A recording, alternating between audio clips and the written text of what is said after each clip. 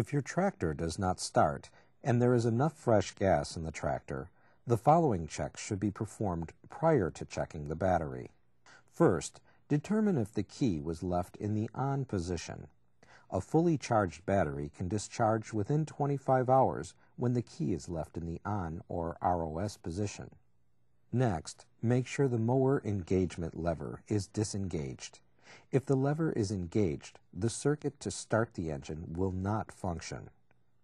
Tractors with an electric clutch will have a PTO switch. This switch engages an electric clutch, which engages the mower belt.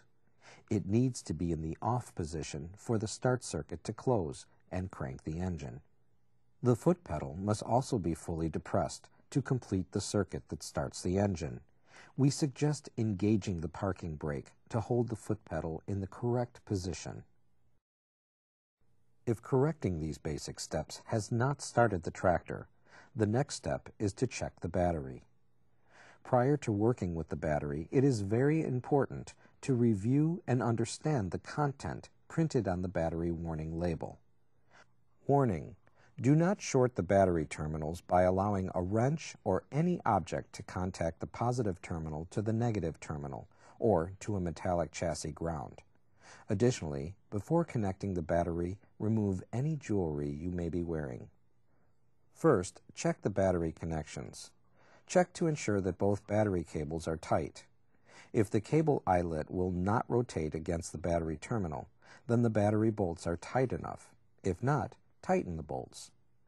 If you see corrosion on or around the battery terminals or rust on the eyelets on the ends of the battery cables, the connections need to be cleaned. Always remember to put on protective eyewear and gloves before working on the battery.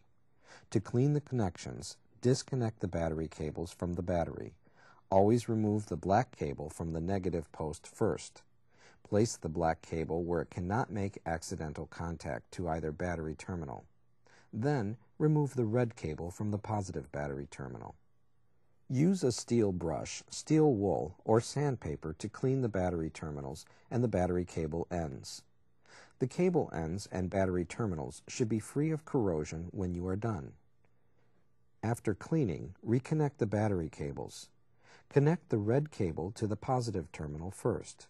Make sure the positive battery terminal bolt is tight, remembering that if the cable eyelet will not rotate against the battery terminal, it is tight enough.